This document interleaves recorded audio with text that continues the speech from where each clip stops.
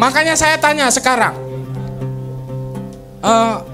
siapa yang maha benar itu? Istri kita. Siapa yang kehendaknya, keinginannya, irodahnya itu mutlak?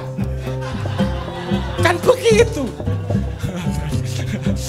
Akhir-akhir itu saja lihatnya sifatnya Tuhan. Hadir di depan kita dan kita tidak pernah berusaha menyingkapnya. Ya kan gitu. Makanya pengenalan diri yang paling itu dengan cara membunuh diri. Makanya momen pertama menegasi diri itu menikah.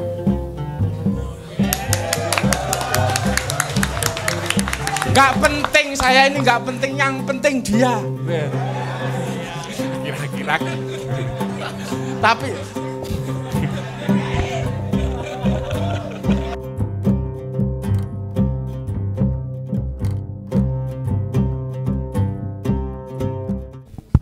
nama saya Muhammad Arif.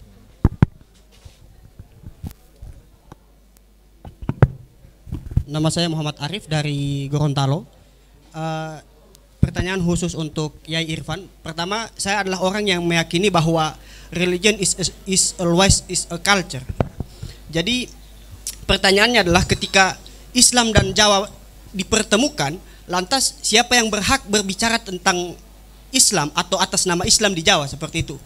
Karena bagi saya ini juga merupakan problem yang yang substansial, karena memang hari ini arus modernisasi semakin menggerus kebudayaan-kebudayaan kita. Terima kasih. Assalamualaikum warahmatullahi wabarakatuh.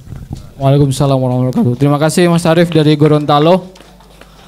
Iya, ini malam ini dua Arif bertanya, sama-sama bertanya ini.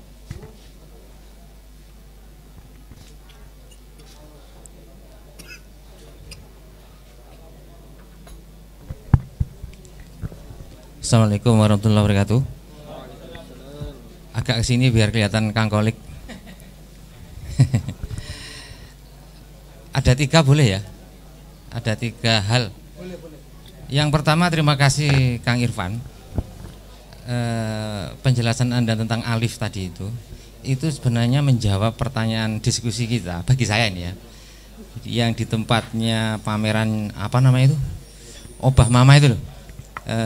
Kita akan waktu itu membahas tentang insecure dan overthinking atau overthinking, bagaimana mengenalkan ngabudayan ke bocah milenial kan gitu ya.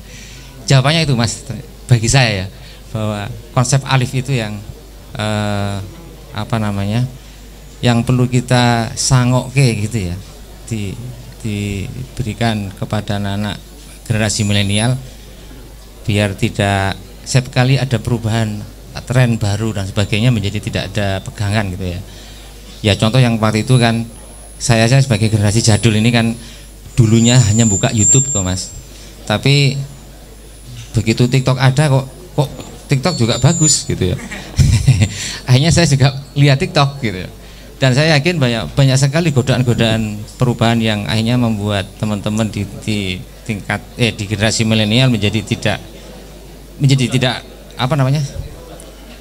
tidak berdaulat ya, itu bahwa generasi milenial sangat tidak berdaulat karena apa ya, konsep alif tadi sampai turunan ke bawahnya. Itu yang pertama. Terima kasih ya Mas, kejawab itu akhirnya. Yang kedua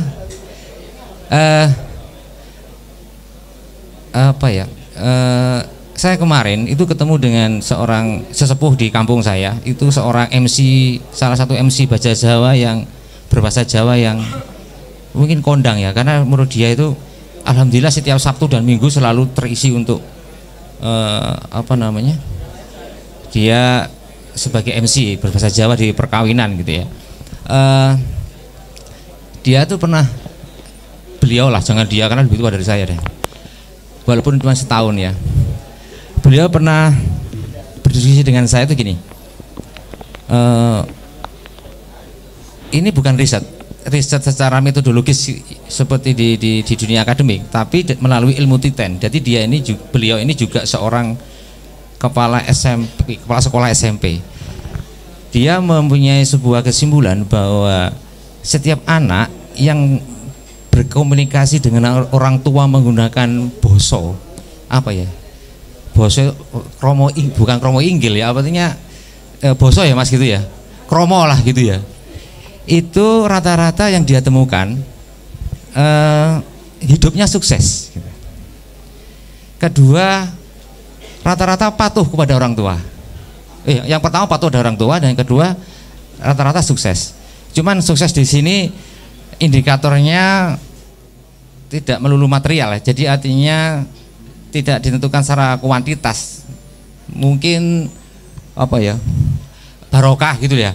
Artinya barokah itu gini, yang rezekinya banyak merasa cukup, tidak merasa kurang gitu ya. Yang dia hidupnya rezekinya mungkin tidak sebanyak yang lain gitu, juga merasa tercukupi gitu ya. Nah, dia menilai bahwa di murid-muridnya selama ini ketika sudah besar dan lulus ketemu gitu ya. Yang kedua juga orang-orang di sekitar, di warga kampung, di RW kita itu yang berboso ketika berbicara dengan orang tuanya, itu rata-rata hidupnya sukses dan bahagia gitu lah. Barokah lah mungkin gitu ya, biar nggak nanti kita terjebak dalam indikator-indikator material gitu ya. Nah, karena itu bukan sebuah riset yang metodologis, jadi mungkin bisa direspon mas, mungkin dari apakah itu dari konsep pertemuan Jawa dan Islam, terus kemudian dari tingkat kemanusiaan. Artinya bahwa bahasa Jawa itu diciptakan tidak hanya sebagai sebuah alat atau media komunikasi, tapi juga sebagai sebuah salah satu subkonsep kemanusiaan di dalam pertemuan Jawa dan Islam tadi. Itu mungkin yang kedua ya, mungkin direspon. Karena saya kepingin tahu jawabannya itu dalam konsep Anda tadi. Yang ketiga, karena Kang Kolik tadi itu sudah bedah juga penulis gitu Kang ya. Ini boleh dijawab, boleh tidak lah gitu ya. Tentang konsep keseimbangan. Apakah LDR itu sebuah ketidakseimbangan ataukah keseimbangan gitu? Ini karena tadi sempat menyinggung bahwa Kang Irfan itu hidupnya sepi gitu ya. Itu maksudnya gini, itu cuman apa ya, kiasan gitu ya. Dia jauh dari istri gitu ya. Yang kedua, apakah itu juga termasuk konsep bertapa dalam konsep Jawa gitu ya. Karena jawaban itu dua jawaban itu mungkin kalaupun iya itu saya pribadi nggak mampu ya. Gitu ya. Saya kalau nggak ketemu istri saya 3 hari aja sudah pusing gitu ya. Gitu ya. Artinya jika kita punya lelaku ya untuk sebuah kesepian tadi itu dalam tanda petik, salah satunya itu adalah harus LDR gitu. Mungkin konsepnya baiklah bahwa LDR itu mungkin kalau dalam konsep bertapa kan kita harus mampu menanggalkan konsep-konsep zahir tadi ya. Mungkin kan bertemunya istri dan suami itu zahir toh mas. Nah, itu mungkin kalau itu mas Kolik aja, karena kalau yang jawab Kang Irfan jadi gak objektif gitu ya. Dia pasti punya pembela secara konsep berbudaya itu ada, dia pasti punya alibi itu. Dia tadi sudah jawab sebenarnya apa namanya, tapi ini yang ketiga ini biar Kang Kolik aja yang jawab, lebih objektif gitu ya. Kesepian kah? Kesepian tadi itu ada sebuah keseimbangan, karena dalam konsep yang disinggung Mas Kolik, Kang Kolik tadi kan di Jawa itu satunya adalah keseimbangan gitu. Harus ada keseimbangan di situ. Apakah melokalisir gitu ya? Melokalisir belahan jiwa itu tidak mengganggu keseimbangan tadi gitu.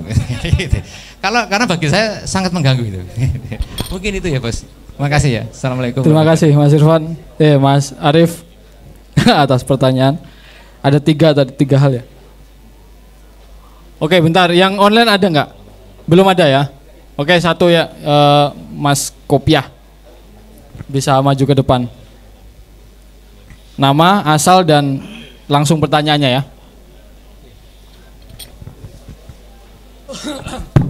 Bismillahirrahmanirrahim. Assalamualaikum warahmatullahi wabarakatuh. Izin bertanya Kiai, nama saya Tawel, saya dari Bangka Belitung. Tentu saya orang yang bangga dengan budaya Indonesia, terlebih budaya Jawa. Dan pertanyaannya di sini terkait kedaulatan berpikir. Saya juga punya pikiran terkait kenapa Nabi tidak diturunkan di Pulau Jawa atau di Indonesia gitu. Bisa jadi karena budaya, karena orang Indonesia sudah berbudaya, sedangkan di Arab sana orang tidak berbudaya. Makanya Nabi diturunkan di Arab. Nah, tolong kuatkan kedaulatan berpikir saya. Saya mohon penguatan kepada Kiai terkait pikiran berdaulat berpikir ini. Ya, mungkin itu aja pertanyaan saya. Makasih. Oke, terima kasih Mas Tuel. Saya ingin sedikit memberikan pengertian saya sendiri tentang berdaulat tadi ya. Ini yang mungkin konsep ini nggak tahu saya nanti agak berbeda dengan Mas Irfan atau tidak, tapi bisa dicerna dan disimak ya mungkin ya. Kalau saya menulis beberapa buku, itu sepertinya saya orang yang produktif dan dinamis gitu ya, dan sangat berdaulat di dalam berpikir. Sepertinya di luar tampaknya begitu, tapi saya sendiri memahami perjalanan hidup saya sangat tidak berdaulat. Itu. Dan setiap perjalanan seseorang, dia akan menemukan banyak keadaan yang membuat dia tidak berdaulat, termasuk dalam perjalanan rohani. Tetapi ada kondisi yang dimana tidak berdaulat itu bermanfaat. Ini yang harus kita explore ya. Karena ada banyak kita yang sebenarnya hidup itu ya nggak benar-benar bisa berdaulat gitu loh, nggak bisa benar. Tapi bisa berjejaring dan bisa saling bermitra di tengah situasi, apalagi kalau sudah berumah tangga ya. Kalau belum ya jangan dipikirkan dulu itu soal itu. Jadi saya punya konsep yang lain sebenarnya. Saya sendiri ketika melakukan perjalanan rohani pun tidak berdaulat, sama sekali tidak berdaulat. Apalagi kalau orang sudah mengalami banyak pengalaman spiritual, dia tidak bisa lagi berdaulat. Tetapi kelihatan di luar dia seperti berdaulat gitu loh. Apa artinya? Ini adalah bahwa orang berbuat sesuatu, relasi dengan orang lain, dia tidak akan ngomong apa sebenarnya yang memerintahkan saya, kan itu. Atau apa sebenarnya yang menjadikan saya berbuat sesuatu atau menulis sesuatu, atau tiba-tiba mau datang ke sini, biasanya saya nggak datang misalnya, itu apa yang menyebabkan itu. Kadang-kadang orang punya pertimbangan-pertimbangan. Nah, yang paling penting adalah orang punya pertimbangan-pertimbangan itu di tengah situasi yang seperti itu. Kalau orang sudah punya perjalanan, dia nggak akan bisa berdaulat. Satu, dia akan dibimbing guru rohaninya, gitu loh. Kalau dia sudah memasuki berbagai alam, dia nggak akan bisa berdaulat, dia akan ditemui banyak arwah. Dan yang bisa menyelamatkan dalam perjalanan itu ya tongkat terakhir dari seluruh rantai arwah, yaitu dibimbing oleh Nur Muhammad. Jadi setiap perjalanannya dia akan selalu dan terus menerus dibimbing oleh Nur Muhammad di dalam tampakan-tampakan batinnya. Pada akhirnya dia akan diperkenalkan menjadi sarana sebagai Khalifatullah. Itu pengertian saya adalah orang yang selalu menjadi lokus tajallinya Allah. Dia sendiri kemudian bisa menerima pembicaraan-pembicaraan batin, penglihatan-penglihatan batin, dan karena itulah dia tidak berdaulat gitu. Nah, tetapi kelihatannya juga berdaulat gitu loh. Kelihatannya berdaulat. Jadi kalau saya umpamakan, orang yang akan berpikir berdaulat itu dua ya. Satu, orang yang terhijab dalam kegelapan, dia akan berdaulat menuruti apa yang difikirkan dan karepnya saja. Tapi pengertian karep ini kan macam-macam. Karep itu apa gitu. Itu dioncai gitu, dioncai. Yang kedua, orang yang terlalu dekat dengan cahaya, itu juga terhijab. Terlalu dekat dengan Kanjeng Nabi itu terhijab. Dia nggak akan bisa melihat sesuatu, maka penglihatan terhadap dirinya dia tidak akan bisa. Tidak akan lagi bisa melihat, kalau dalam bahasa Primbon Sunan Bonang atau Kitab Bonang itu ya sudah tidak bisa melihat asma, sifat, dan itu nggak bisa. Lalu apa yang terjadi? Yang mendiktekan adalah Nur Muhammad itu. Jadi kalau orang sampai begitu, artinya adalah dia berdaulat dalam pengertian tanda petik gitu loh, maksud saya gitu. Kalau itu sedikit bisa diterima dan Anda mencoba untuk menantang perjalanan-perjalanan yang seperti ini, silahkan, nggak masalah itu. Tapi itu suatu yang sangat terjal gitu. Kalau sudah di titik itu tidak ada bimbingan dari Nur Muhammad, maka dia akan masuk ke dalam bahasa Jawa Sunan Bonang itu, dia akan menyembah namanya Adam Sarap gitu ya. Mas Irfan juga sering merujuk itu dan menceritakan tentang itu ya. Apa maksud dari menyembah ini? Dia menyembah sesuatu kelembutan yang ada di dalam dirinya. Dia tidak lagi ingat ahadiyah. Jadi harus berhati-hati di dalam konteks itu. Tetapi makna berdaulat di sini apa? Pentingnya kita untuk tadi seperti dijelaskan Mas Irfan untuk mengenal atau menegakkan alif kedirian kita. Nah, ini juga menjadi sesuatu yang di dalam perspektif saya itu akan memberikan makna yang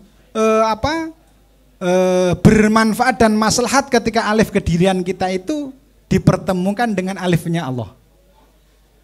Pertemuan ini yang nanti namanya dalam bismillah itu alif kita menjadi runduk atau tunduk.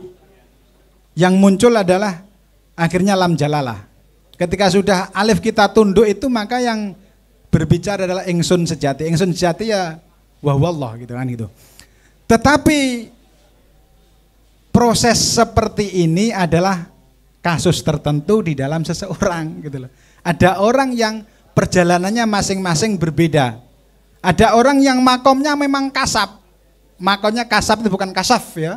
Kasab yaitu diberi ruang untuk usaha terus menerus, lalu berpikir membuat verifikasi atas nalar-nalar fikir itu, terus kemudian melakukan rumusan-rumusan masa. Ada orang yang diberi makom seperti itu. Dan ada orang yang diberi makom tidak berdaulat. Itu harus kita terima. Nah, di dalam konteks itu saya kembali kepada bagaimana masyarakat Jawa itu suatu masyarakat yang peradabannya tinggi ya. Saya tidak menemukan makna la ilaha illallah di dalam kitab-kitab kuning sampai 17 makna kecuali di dalam pengajaran-pengajaran guru-guru Jawa yang saya punya sanad kepada mereka. Sampai 17 itu saja kalau dihayati, diamalkan itu akan melakukan perjalanan yang disebut dan menjadi komunitas satori, yaitu komunitas yang melakukan pergerakan cepat di dalam memahami Allah. Apa itu misalnya ya? 4 saja, belum 17-nya. Allah itu yang disembah kan ya. Mboten wonten pangeran ingkang kita sembah angin panjenengan gitu loh. Kita sejo, kita remeni, mboten wonten zat ingkang maujud angin panjenengan Gusti Allah. Masih ada yang lain tuh. Lah ini saja satu saja ini, makna ini kita dalami sebagai muraqabah. Dan itu saya temukan itu di dalam pengajaran guru-guru Jawa kami gitu. Di dalam sana tarik. Oleh karena itu khasanah di dalam tradisi Jawa sudah sangat luar biasa. Jadi kalau tadi dijelaskan soal berdaulat, kira-kira saya punya catatan-catatan begitulah kira-kira. Ada banyak orang berbuat, orang yang kelihatan misalnya tangguh di luar, sebenarnya takut sama istrinya gitu. Kalau sudah istrinya marah itu pikiran bundet semua. Hati-hati makanya Mas Odeng ya. Itu peliharalah hubungan-hubungan yang baik itu supaya pikiran tidak bundet. Kalau istri udah marah itu bundet semua itu. Mau keluar ragu. Mau ke kampus ragu. Jadi istri itu sebenarnya juga anugerah dan suami juga anugerah. Tadi soal keseimbangan Mas, makanya masuk ke sini tadi. Tadi yang kaitannya soal keseimbangan itu, keseimbangan kan macam-macam orang ya bisa ya. Di dalam arti orang ramai dalam kesepian itu, ya para pesuluk itu adalah orang yang ramai di dalam semua suasana sepi. Dia ramai. Karena apa? Dia akan berkomunikasi dengan segala jenis komunikasi asma, dengan guru, dengan arwah, dengan itu ramai sekali makanya. Kalau dia nggak punya zikir asma bahaya di situ. Dan dia bisa sunyi di tengah keramaian, di tengah gemerlap. Jadi kalau soal yang tadi Mas Irfan kuat, saya tidak kuat itu memang makomnya beda itu kayaknya itu. Makomnya beda itu. Mas Irfan kuat dalam soal itu mungkin saya atau Mas Arief tidak kuat. Itu memang perjalanan kita nggak harus sama dengan Mas Irfan. Biarkan Mas Irfan menemukan sesuatu keunikan dalam dirinya dan kita menemukan keunikan yang lain dalam diri kita dan keluarga kita. Saya setengah bulan di Jakarta itu udah kayak gulung kuming itu. Sudah nyusuri sungai Kalimalang saya itu. Berjalan kaki jam 3 itu loh. Karena apa? Sudah terlalu lama tidak pulang dan tidak bisa pulang ke Yogyakarta. Oleh karena itu kalau teman-teman yang muda ya, kalau punya pikiran-pikiran ke Jakarta itu dipertimbangkan dulu. Jadi difikirkan dulu dengan masak-masak. Karena apa? Tidak seindah bayangan apa yang kita dapatkan dari cerita-cerita senior atau dari cerita-cerita sinetron dan yang lain-lain. Jakarta bukan hanya kumuh, banjir dan seterusnya, tapi banyak keanehan-keanehan kalau kita masuk ke dalam Jakarta, apalagi lebih dari sebulan gitu tadi ya, lebih dari sebulan. Jadi inti dari itu adalah orang menemukan keseimbangan menurut ahwalnya masing-masing. Saya mungkin nggak bisa menekuni suluknya Mas Irfan, tapi mungkin Mas Irfan juga nggak akan menggapai suluk saya kan itu. Demikian juga Mas Arief juga begitu. Jadi intinya adalah keseimbangan itu supaya Mas Irfan dalam konteks ini ya menyadarkan kita supaya kita menemukan titik terseimbang di dalam proses hidup kita dan menekuni dunia itu. Loh, saya kalau suruh menikah dua ya nggak bisa toh. Tapi orang lain kan bisa. Saya bisa dikerawu sama istri saya. Tapi saya tidak memutus tali silaturahmi. Saya tidak istilahnya memberikan ruang yang sempit kepada orang lain. Saya sangat longgar. Tapi saya sangat sempit dalam beberapa hal gitu. Sangat longgar sekali dan saya sangat sempit. Bahkan terhadap tetangga, sahabat dan yang lain-lain itu ya. Apakah ini berarti bertapa? Ya jelas toh Mas. Orang nggak bisa bertemu 17 hari saja, itu ya jelas bertapa, keinginannya bertemu. Tapi ingat ya, orang itu tidak akan menjadi rindu kalau dia sudah ketemu. Kalau sudah kita mengikat misak golido, itu untuk apa kita rindu? Karena sudah misak golido gitu loh. Kerinduan itu nggak ada kalau kita sudah bertemu. Sama itu dengan kalau kita sudah mendapat tajalli dari Ar-Rahman, nggak ada kerinduan. Yang ada apa? Pelayanan. Yang ada itu pelayanan, kesetiaan, dan cinta kasih, nggak ada. Kalau sudah bertemu Nur Muhammad, sudah bertemu tajallinya Allah, yang ada ya pelayanan. Makanya tidak berdaulat tadi. Arep rono ora iso kon rono, arep rono ora iso rono. Itu termasuk istri kita adalah tajallinya Allah. Suami kita juga tajallinya Allah. Oleh karena itu Al-Qur'an menyebut libasul lakum wa libasul lahunna. Itu bukan berarti iso dinggo neng kanan neng kiri, bukan itu. Libas di situ adalah pakaian tajalli yang ditampakkan Allah kepada kita. Istri kita adalah cerminan tajallinya Allah yang selalu mengajarkan kepada kita, dan kita adalah tajallinya Allah di dalam bangunan rumah tangga yang harus juga diberikan kepada istri, dan istri juga harus mengolahnya. Tujuannya apa? Litas kunu. Kalau itu nggak ada muasyarah ma'rufnya, nggak akan tercapai litas kunu. Kalau semua diukur dengan uang, semua diukur dengan manajemen ora iso. Keluarga itu nggak bisa diukur dengan manajemen, apalagi ada program-program misalnya pengeluaran sekian gitu. Nanti penyusutan sekian, ternyata dihitung minus sekian kan gitu. Usaha sudah sekian tenaganya, hitungannya minus, nggak bisa. Bukan hanya 17 hari nggak bertemu ya. Kita berjalan ke sini itu kan juga merupakan bertapa. Anda duduk, Anda itu juga bertapa. Kita bertanya itu juga bertapa. Tapi semua itu tidak akan memiliki pengertian kalau kita tidak mengerti makna bertapa dan makna suluk seperti yang disebutkan oleh Mas Irfan tadi. Terakhir,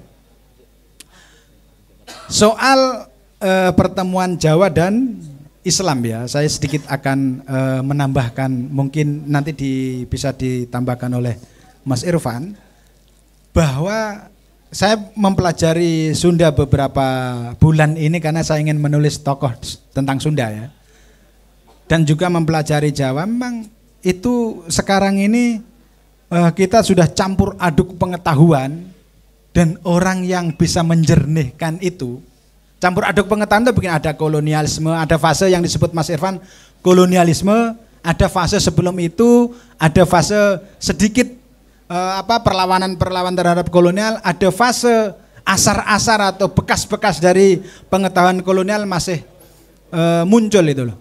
Nah, pertemuan Jawa dan Islam itu kalau sampean masuk ke situ, ini harus siap dalam kebingungan, maksud saya gitu. Tetapi juga harus siap menemukan ledakan-ledakan baru daripada Anda tidak akan menemukan itu di kampus. Oleh karena itu saya ditawari kuliah berkali-kali juga nggak akan pernah menerima. Beberapa kali juga belum bisa menerima, istilahnya apa? Ya memang tadi saya tidak berdaulat tadi, pokoknya saya suruh nekuni begini dulu lah kira-kira itu ya. Sampai mungkin umur berapa ya nggak tahu. Intinya adalah bahwa pertemuan Jawa Islam ini sudah menyatu dan tetapi proses ini kemudian tadi terpisah itu, dan siapa yang menjadi juru bicaranya? Orang-orang yang gila tadi. Kalau Anda nggak siap menjadi orang gila dalam tanda petik, Anda nggak akan bisa masuk ke dalam situasi seperti ini. Anda akan masuk ke dalam zona aman saja gitu loh. Maksud saya adalah kalau Anda nggak benar-benar tangguh dan kuat menekuni serat-serat babat-babat, bertemu di makam-makam, sendirian ke makam jam 12 malam, atau jangan ke Parangtritis dulu ya. Jangan ke Parangtritis, paling tidak ke sini-sini dulu lah, ngopi dulu, jangan ke Parangtritis dulu. Kalau belum siap itu, belum siap melakukan itu, nanti masuk ke situ malah menimbulkan kebingungan. Lebih baik Anda membaca bukunya Mas Irfan. Loh, membaca ini kan wes ngentekne buku berjilid-jilid itu maca itu. Pengalamannya juga begitu. Jadi makanya musonnif yang mukhlisin itu ilmunya manfaat dan memberikan manfaat dan memberkahi itu ya betul, itu teksnya dalam Al-Qur'an. Oleh karena itu menjadi musonnif itu memberkahi. Tidak harus, mungkin ya banyak hal lah kira-kira yang bisa dialap dari situ. Siapa juru bicaranya? Ya kalau tidak kita siapa lagi? Malah saya menduga bahwa orang-orang pesantren yang kuat tradisi pesantren tapi terus kemudian mampu berdialog dengan tradisi serat babat, itulah yang akan menjadi pionir-pionir di dalam proses-proses ini. Termasuk di luar Jawa loh ya, itu sama aja proses itu, karena kolonialisme juga sama. Kalau mereka sanggup satu khasanah pesantren dia kuasai, karena apa? Padanan-padanan di dalam rumusan-rumusan konteksnya itu juga ada di dalam padanan-padanan Islam. Bahkan mungkin ada sedikit belokan-belokan tetapi juga bisa dicari rumusannya. Misalnya ya perjalanan tadi disebut Sembah Rogo dan seterusnya sampai Sembah Roso. Itu kan kalau di dalam padanan-padanan kitabnya itu ya perjalanan itu macam-macam orangnya. Satu perjalanan akal, orang yang ada yang orang dominasi perjalanan itu perjalanan akal. Memanfaatkan khoyal ya sedikit-sedikit, yang ritual itu ya seperlunya saja, sholat 5 waktu lah kira-kira itu. Yang lain tuh perjalanan akal, mendaya gunakan ingatan, khoyal, sampai pada akhirnya tafakur terus menerus, itu juga perjalanan. Ini juga sembah yang luar biasa. Ada juga orang yang dominasinya itu memang perjalanan keseluruhannya. Kalau perjalanan keseluruhannya yang disebut Mas Irfan keseimbangan itu ya dia jadi kutub. Namanya manusia di dunia itu pada dasarnya adalah perputaran dari kutub ke kutub yang lain. Kutub ini porosnya ke Gus Dur misalnya gitu ya. Kutub ini porosnya ke ini kayak gitu. Pada dasarnya manusia itu adalah melingkari dan hidup di dalam poros-poros gitu. Nah, pengetahuan-pengetahuan Jawa dan Islam itu ya pada akhirnya akan muncul bagi orang yang punya kesadaran. Yang paling tidak ya nggak harus sama dengan Mas Irfan, ya paling tidak mendekati lah kira-kira itu, mendekati gitu. Ya kalau belum itu nggak bisa, kalau hanya kebenaran itu literatur pesantren toh ya nggak bisa. Kalau hanya punya jargon-jargon itu, bahwa khasanah itu ternyata luas di keraton, luas di kabuyutan, dan itu menjadi concern dari para penyebar Islam dulu, itu tidak mudah untuk menerima seperti itu. Oleh karena itu Mas Irfan kan ngeritik soal Islam Nusantara di bagian itunya, salah satunya mbok diperluas ini gitu loh. Kesadaran generasi baru ini tidak hanya mengkaji teks-teks pesantren atau teks kiai-kiai yang ada di pesantren, tapi juga teks-teks keraton. Nanti yang lain teks-teks kabuyutan, teks-teks yang lain. Nah, untuk melampaui ini kan harus belajar semua hal. Yaitu hanya bisa dilakukan oleh kutub gitu loh. Kutub itu menjalani semua proses tarbiyahnya ini. Dia menjalani semua proses perpustakaan. Kalau di dalam ilmu yakinnya dia telah telah membaca berbagai perpustakaan, dari perpustakaan pesantren, perpustakaan keraton, perpustakaan dan seterusnya itu. Lah itulah kutub pengetahuan namanya. Dan itulah yang disebut orang-orang yang ahli ilmu gitu loh. Ahli ilmu itu ya maksud yang kami maksudkan ya itu bukan hanya sekedar disebut oleh beberapa orang bahwa ahli ilmu itu ya misalnya hanya muncul dari pesantren, tidak itu. Jadi bisa muncul dari mana saja, dari mana saja. Kalau dalam bahasa hadis itu ya Islam itu Islam itu datang dengan terasing ya, badal Islam ghoriban kan itu kan. Dan akan berakhir dengan keterasingan kan itu, dengan keterasingan. Artinya adalah orang yang menganggap situasi seperti ini terasing dan dia tidak hanya berhenti di situ, mencari. Lalu dia keluar dari kebingungan situasi. Jangan hanya berhenti, kalau anak muda kok berhenti bingung terus kemudian mengeluh. Dicari terus ini solusinya apa? Tidak ada, semua solusi itu paten, nggak ada. Semua solusi adalah komprehensif menurut jalan masing-masing orang.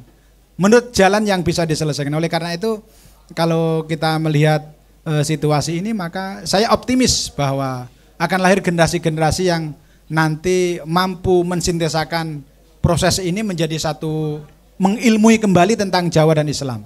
Dan salah satu wujud itu ya bentuknya salah satunya ya di buku ini, salah satu kontribusi yang dilakukan Mas Irfan itu ya ini. Tapi bukan berarti orang harus seperti Mas Irfan atau seperti saya, itu namanya orang bodoh yang orang yang ingin seperti saya atau seperti Mas Irfan. Hidup seperti saya itu enggak enak, jadi jangan ditiru. Apalagi seperti Mas Irfan.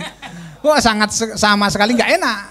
Tapi kalau Anda ingin tertantang menjadi orang yang canggih, paling tidak amaliyahnya mendekati lah kira-kira itu. Ya mendekati sedikit amaliyahnya, nggak harus ke rumah saya atau ke rumahnya. Amaliyah yang seperti saya, seperti Mas Irfan, seperti Pak Edi harus didekati. Pengen seperti Mas Irfan kok pekerjaannya cuma melamun aja, ya nggak bisa. Mungkin itu saja. Terima kasih, Mas. Terima kasih Mas Arief. Tapi saya ingin menyentil sedikit. Tadi yang tanya Arif gitu, itu satu akar kata dengan nama saya, Irfan. Itu satu akar kata lagi dengan kata ma'rifah.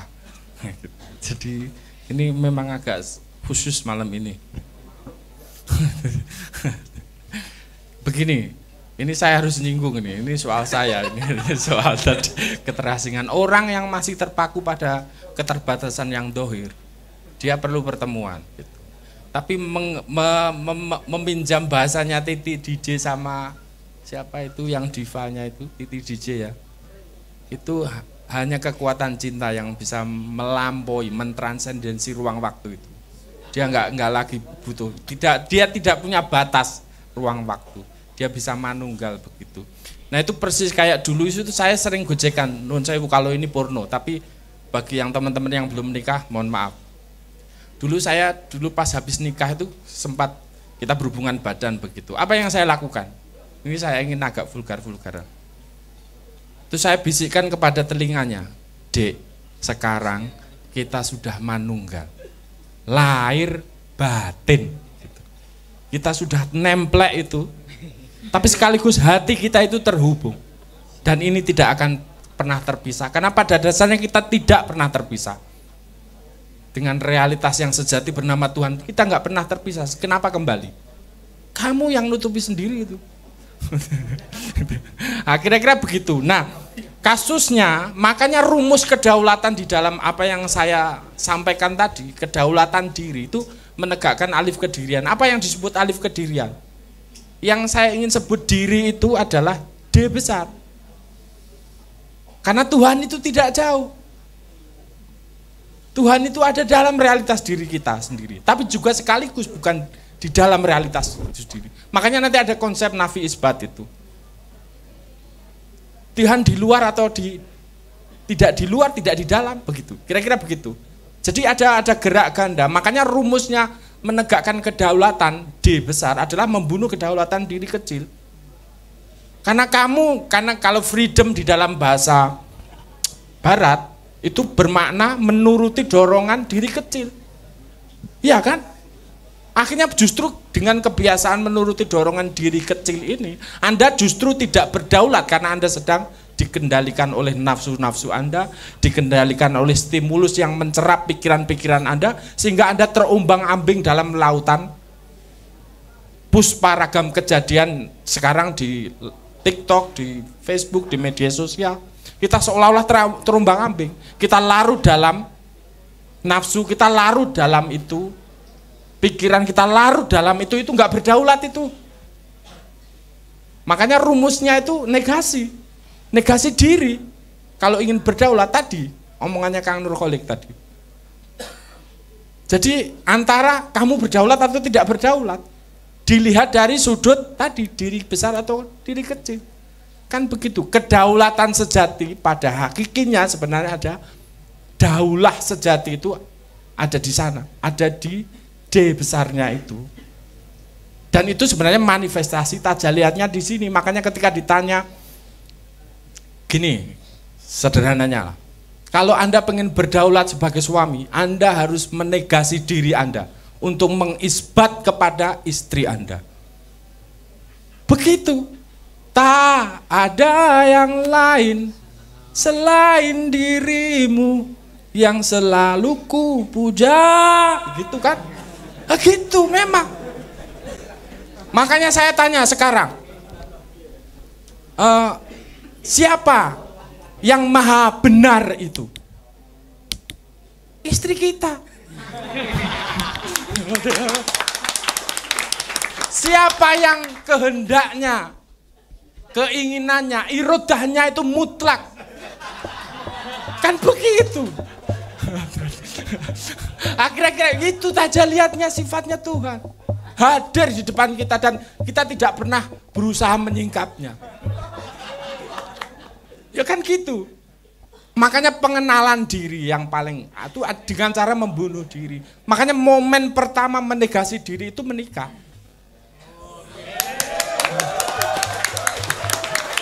Nggak penting saya ini, nggak penting, yang penting dia. Kira-kira gitu. Tapi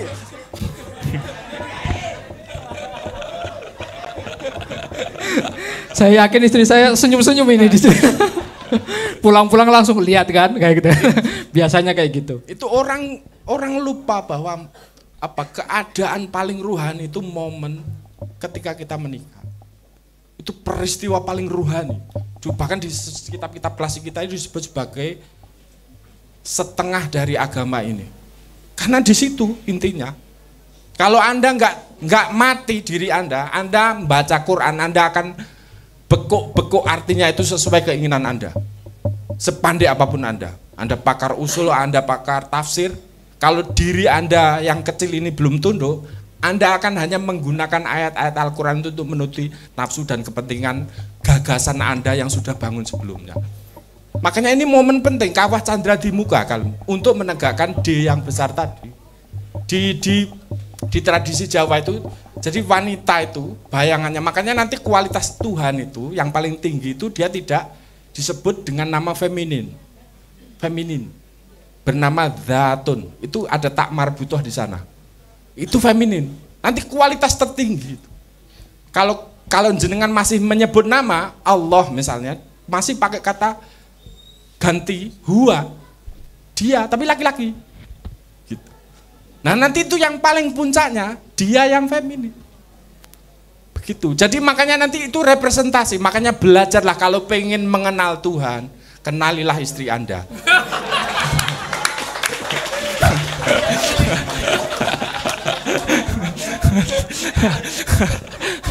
Tapi begini, nanti Anda akan menghadapi bahwa ternyata yang Anda ingin kenali itu sebuah misteri teragung dalam sejarah dunia. Itu persis kalau Anda kenal istri Anda kenal Tuhan. Tapi masalahnya Tuhan adalah sesuatu yang terus-menerus menyibakkan misterinya, terus-menerus. Persis seperti istri Anda, persis mengupas itu loh, mengupas daun berambang atau bawang merah itu ya. Lapisan-lapisan ketemu yang paling akhir kosong, tak bilang. Makanya nanti kalau Anda belum sampai misalnya ngomong, oh saya menyerah, kamu memang misteri, sudah. Letakkan tundukkan diri Anda bahwa kerendah hatian Anda menerimanya sebagai sebuah misteri dan tidak berusaha untuk memahaminya. Tinggal kamu sebagai tadi pelayanan, cinta kasih dan lain sebagainya tadi. Menyembah istri Anda, tanda petik menyembah istri Anda begitu. Karena di sana ada tajaliatnya Tuhan begitu. Witing klopo jawata ing ngarcapada, salugune wong wanita.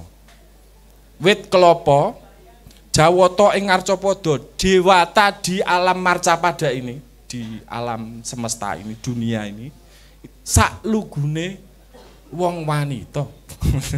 Itu bahasanya penerjemahan kitab Futuhat ke dalam realitas tradisi Jawa begitu. Itu tajaliat jamaliyahnya Allah yang teragung sebenarnya. Dan itu dari sifat-sifat itulah kita akan proses nafi kita untuk menegakkan kedaulatan. Kalau Anda pengen berdaulat, dimulai dengan cara menundukkan diri Anda di hadapan pasangan Anda begitu. Nanti di sana dari satu, kemudian Anda akan mengelolanya.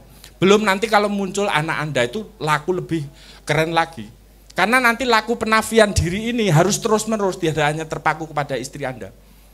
Istri itu masih sedikit agak memukau. Misalnya kalau saya sekarang sudah punya anak, saya ketemu di jalan kalau ada anak kecil, mesti saya langsung ingat anak saya. Tapi kalau saya lihat cewek yang baru, lupa istri saya. Jadi artinya ini masih pamrih ini. Begitu. Tapi kalau anak Anda benar-benar, kalau istri hanya menunjukkan nafsu Anda, tapi kalau sudah anak ini, ego Anda akan runtuh, tanggal begitu. Makanya momen ekstase atau majdub atau jadab atau apapun itu sebenarnya Anda keluar dari diri Anda kamu hapuskan, Anda keluar, Anda kemudian terserap ke dalam realitas keagungan yang lain begitu. Termasuk nanti proses ini, kalau ini proses ini kawah canda di muka ini berhasil, dia bisa mengabdikan dirinya kepada realitas masyarakatnya. Akhirnya karena punya presiden mencintai diri Anda tanggal, dengan presiden itulah sebagai contoh Anda mengabdikan diri untuk masyarakat Anda. Karena tanpa dasar cinta Anda tidak mungkin bisa mengabdi. Itu pasti nanti sumpungannya pamrih, kepentingan, biar saya kalau ngikut ini biar nanti keuntungan saya naik dan lain sebagainya. Tapi kalau proses ini berhasil nanti pasca menikah, pasca Anda punya anak, Anda akan mengabdikan diri Anda sebagai sebuah dermo yang menuntut di dalam diri Anda. Makanya tadi kedaulatan Mas Arif nuwun sewu. Sebenarnya tadi berdaulat tadi dimulai dari menafi ini. Nanti kondisi yang, makanya kalau dalam bahasanya Sunan Kalijogo itu konsepnya agak paradok. Misalnya begini, ngeli ilining keli, ngeli ananging ora keli. Jadi secara kasat mata seolah-olah dia hanyut. Karena diri kecilnya sudah tanggal begitu. Tapi pada saat bersamaan dia akan mendapatkan bimbingan dari diri besar yang akan menuntun perjalanannya. Yang itu membuat dia berdaulat, tidak lagi disetir oleh realitas di luar dirinya. Karena sudah ada dermo di dalam dirinya yang menuntut terus-menerus untuk melakukan sesuatu. Makanya nuwun sewu ya, semoga ini tidak takabur. Jadi apa yang saya hasilkan ini kalau dianggap sebagai cuma pembacaan, penelitian, nuwun sewu, saya tidak sedang meliti. Saya ingin menjawab tuntutan yang menuntut di dasar nurani saya. Oh ini, saya sambut itu. Urip mung sak dermo nglakoni. Ada dermo yang muncul di dalam hati nurani saya, kemudian saya menyambutnya. Nah dari titik itu kedaulatan bisa dimulai begitu. Kedaulatan bisa dijalankan. Nah yang terakhir soal Jawa dan Islam, di mana titik temunya? Sebenarnya Islam itu Mas, nuwun sewu.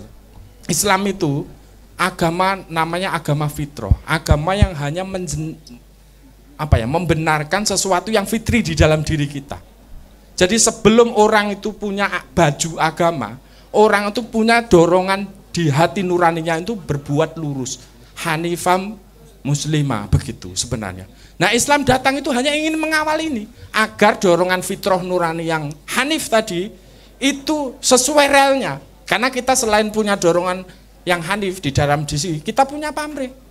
Karena unsur partikular kita, karena kita punya jisim, kita punya istri, kita punya anak. Akhirnya pikiran kita kadang-kadang pertimbangannya pakai yang parsial, jangka pendek. Kalau nyari kesenangan ya yang pengennya yang cepat, enggak durable panjang gitu, enggak memikirkan yang jangka panjang gitu. Akhirnya kita akhirnya terjerembab, kalah dengan dorongan yang terdasar tadi. Akhirnya muncullah dosa, muncullah maksiat. Makanya kata maksiat itu pertama maknanya apa? Kegiatan mungkar. Maksiat itu membangkang. Kegiatan mungkar itu adalah mengingkari dorongan paling dasar dari nurani kita. Sesuatu yang sebenarnya kamu sudah tahu tapi kamu langgar sendiri gitu loh. Karena kalah sama dorongan nafsu kita yang sementara gitu. Karena pengen itu, karena pengen jangka pendek itu, takut nggak kaya, takut miskin dan lain sebagainya. Akhirnya dorongan itu memenangkan pertarungan. Nah ini perang besar antara perang diri kecil dengan diri besar. Nah kamu bertarung dua ini, kalau menang diri besarmu berarti alif tegak, alif kedirianmu itu tegak.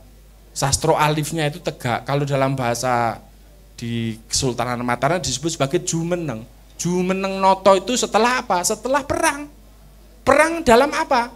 Menundukkan dirinya sendiri. Kalau dia menang, dia jumeneng sebagai seorang noto. Yang merupakan gelarnya khalifatullah fil ard, begitu loh. Bayangannya Tuhan itu sudah memancar di dalam diri kita sehingga kita bisa menebarkan rahmat kepada sesama semesta. Kalau kamu dirimu masih utuh, diri kecilmu masih muncul, kamu tidak akan bisa menebar rahmat. Wong kamu itu selalu yang kamu pikirkan dirimu kok, keinginanmu, obsesimu, cita-citamu, mimpimu. Nun sewu, sampai hari ini saya nggak punya cita-cita, sudah tidak punya cita-cita. Karena tadi seperti apa yang dikatakan Koholik, kalau orang sudah mulai tidak berdaulat, pada titik itulah dia menuju kedaulatan sejati yang sesungguhnya sebenarnya. Karena nanti sudah dibimbing begitu. Bimbing dalam sebuah perjalanan yang terus-menerus akan membimbingnya. Dan itu tidak lagi relevan pertanyaannya sukses maupun tidak sukses, tak bilangin. Karena jalan itu pasti jalan kesejatian dan jalan itu pasti membahagiakan yang memberi tadi sukun, ketenangan, litaskunu ilaihat. Nah konsep manunggal dengan diri yang besar tadi, metafornya persis seperti kemanunggalan kita dengan pasangan kita, jiwa yang sudah menyatu, manunggal, alias ruang waktu tidak lagi punya pengaruh, jiwanya sudah terbebaskan, sudah free, sudah bersih, sudah tenang, sudah tentram, sudah batin, yang itu dari jiwa yang sudah menep, yang sudah terang itu bisa memberi pendaran cahaya Nur Muhammad yang membimbing perjalanan kita menapaki kehidupan ini. Begitu, terima kasih, tepuk tangan. Tepuk tangan yang meriah. Ini dari buku Daulat Kebudayaan, Toto jadi nasihat pernikahan ini. Dan kebetulan ada pengantin baru di sana ya. Yang belum menikah ya ini juga jadi nasihat gitu loh. Jadi nggak usah berkecil hati gitu. Panjang sekali uraian dan sangat jelas. Tapi sebenarnya tadi ada satu yang belum ya, soal berbahasa itu. Mungkin boleh langsung aja. Ini kasihan nanti. Termasuk gini, dalam konsep sebenarnya bukan hanya bahasa, Pak Mas Arief, tapi sebenarnya ada tiga kalau dalam tradisi Jawa itu. Satu bahasa, kedua bahasa itu untuk apa ya? Jadi gini, bahasa itu sebagai langkah pertama untuk Anda tadi negasi diri. Makanya orang Jawa itu nggak boleh mengkeromokkan dirinya. Kulo, badi dahar, nggak boleh. Dahar itu kan kromo inggil, makan itu loh. Nggak boleh mengkromo, alias dia harus merendahkan dirinya. Yang tinggi orang lain gitu loh. Itu dalam sebuah percakapan. Kedua, kalau Anda lewat kepada orang yang lebih tua, Anda harus nunduk. Dan itu sudah jadi gerak refleks kok sebenarnya. Kalau kita nggak gini itu nanti keganggu gitu. Jadi refleksnya gitu. Istilah dalam konteks apa itu? Istilahnya apa? Subosito atau apa itu ya? Adabnya itu. Gerakan tubuh, bahasa, kemudian olah yang terakhir adalah olah seni. Seni itu, kesenian itu mengolah rasa terdalam kita. Agar kita punya kemampuan untuk menyelaraskan diri dalam apa ya? Dalam sebuah pergaulan yang umum masyarakat. Makanya ini olah yang sangat penting. Kalau dalam bahasa Ma'rifat ini puncak ihsannya orang Jawa. Jadi Anda harus, kalau Anda pengen menyembah sampai kepada yang paling batin diri Anda disembahkan kepada realitas ketuhanan, Anda harus berhubungan Tuhan dengan cara yang estetik. Ini bukan lagi benar salah begitu. Karena nanti misalnya kayak khusyuk itu sudah nggak masuk benar salah itu. Tumak ninah misalnya gitu. Itu jadi hati Anda harus terhubung. tapi secara estetik. Makanya nanti tangkapan sembah tertinggi yang di Sastro Gending itu kalau Anda mengolah rasa Anda gagal, Anda akan gagal dalam menggending. Karena itu perwujudan dari sembah tertinggi Anda, dasar ruhani Anda. Ruh Anda sedang menyembah kepada Tuhan, bukan lagi sembah rogonya. Pikirannya belum masih protes, hatinya belum ikhlas, apalagi rasa terdalam Anda masih pengen nggak mau bergabung manunggal. Nah, di Jawa orang sampai pemahaman sampai seperti itu. Makanya di sini penyebaran Islamnya itu tidak hanya fakta dohirnya. Nun sewu, fakta dohir itu misalnya fakta hitam putihnya, syariatnya saja, tapi sampai ke level hakikatnya, hakikinya. Makanya corak Islam di sini, nun sewu, itu sampai pada level sublim halus ini. Yang diislamkan itu bukan hanya ragamu atau pikiranmu, tapi rasa terdalam itu harus muslim, harus jadi muslim. Nanti olah rasanya makanya kesenian, lewat jalurnya adalah kesenian. Karena ini sembah yang susah begitu, karena tidak lagi ada bahasa di sana kan. Ini sembah sudah relasi yang sangat estetik antara sang hamba dengan Tuhannya. Karena ini suara terdalam yang Anda yang menggema di dalam kalbu atau rasa sir Anda itu adalah suara ingin kembali bersatu dengan Tuhannya begitu. Makanya pendekatan Kana sampai Ihsan, dia pendekatannya lewat jalur kesenian. Jadi modelnya pendekatannya dengan bukan panduan hitam putih syariat, tapi pendekatannya dengan makrifah, dengan kearifan. Jadi makanya mungkin secara syariat belum benar-benar banget, tapi bagaimanapun yang syariat itu adalah fakta dohir. Jadi yang penting rasa terdalamnya harus menyembah dulu. Makanya kita hanya eksemplar yang kita temukan dari Islamisasi di Jawa maupun di Nusantara itu adalah fakta-fakta kebudayaan. Fakta kebudayaan, fakta kesenian yang itu sebenarnya ingin mengajarkan itu. Makanya sampai hari ini misalnya kalau Anda membandingkan lah gitu, apa bedanya Islamnya di sini, di Arab, di Maroko sama di India misalnya, itu sangat beda. Semua dai di sini itu kalau nyebarin berdakwah itu guyon.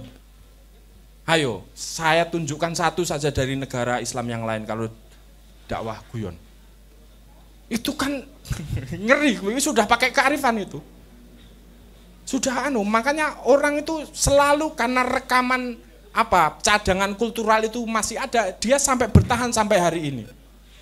Misalnya jadi kalau misalnya Mbah Munawir dulu ada anaknya itu yang jenggotnya panjang gitu. Akhirnya dia langsung bukan ngatain bahwa memanjangkan jenggot itu enggak sunnah, tapi dia ngomongnya sederhana gini. Dosamu, pahalamu memanjangkan jenggot yang sesuai sunnah itu, apakah lebih besar dari sikap batinmu yang sombong ini menunjukkan ketaatannya kepada Tuhan gitu. Jadi modelnya begitu. Misalnya kamu para kiai dulu zaman saya ngaji gitu bersalaman misalnya. Bersalaman mungkin secara syariat dia salah. Bagi ini ya tradisi pesantren gitu. Tapi apakah dosa bersalaman itu lebih besar dari dosa kita menyakiti hati perasaan orang lain karena kita nggak mau bersalaman? Nah ini kayak ada takaran-takaran kebenaran. Jadi kebenaran itu kayak semacam spektrum yang menjangkau sampai hakikatnya. Dan orang yang sudah arif adalah orang yang sudah bisa menempatkan taraf kebenaran ini. Oh kalau dia di sini saja, kalau dia di sini saja. Nggak dipukul rata, pokoknya ini salah titik. Enggak gitu, kebenaran itu lapis. Persis seperti martabah Tuhan yang juga berlapis, tajaliat Tuhan yang juga berlapis begitu. Nah, orang yang arif sudah mengerti keseluruhan takaran kebenaran ini, kemudian dia biasa menempatkan sesuai takaran tempat perkembangan ruhani tiap manusianya. Sehingga dia tidak mengasingkan kemanusiaannya, tapi justru membantu perbuatan kemanusiaan yang ada manusia itu. Saya senang kata langgar karena apa? Dilanggar itu satu, orang sholat. Kedua orang sholawatan. Tapi dilanggar juga orang itu kalau pas mokel puasa, sembunyi dilanggar makan. Terus misalnya tidur subuh di masjid dibangunin suruh sholat subuh, dia lari sembunyi dilanggar di pojokan tidur. Alias apa? Langgar memberi ruang tempat kepada pergulatan kemanusiaan yang manusiawi. Dia memberi ruang bahwa kalau memang belum taat, ya belum taat. Gitu. Jadi santai aja. Karena sesuai tahapan perkembangan kemanusiaannya untuk menerima sebagai orang Islam itu butuh tahapan. Nah, Islam yang membantu pergulatan kemanusiaan inilah Islam yang sudah menakar ajarannya pada level kearifan. Kira-kira begitu loh. Nah, Islam, nah kebetulan kita kok dapat berkahnya bahwa para penyebar kita itu dulu sudah sampai ke makom kearifan itu. Bayangin jika yang nyebarin enggak itu, kita akan dapat kontradiksi hitam putih terus karena hidup memang enggak hitam putih, ada takaran kebenarannya. Nah, kebetulan saya enggak terima kalau ilmu ini, ilmu yang diajarkan para wali yang sudah terserap dalam kebudayaan Jawa ini hilang. Saya tak kurbankan diri saya lah, nggak penting diri saya, tapi ilmu ini harus terus menerus langgeng. Siapapun itu, saya mengambil tugas itu. Nanti siapa tahu nanti besok generasi pasca saya mungkin akan lebih cerdas, lebih pandai dalam menyesap dan melanjutkan kerja-kerja ini. Begitu ya. Terima kasih. Terima kasih ya Irfan.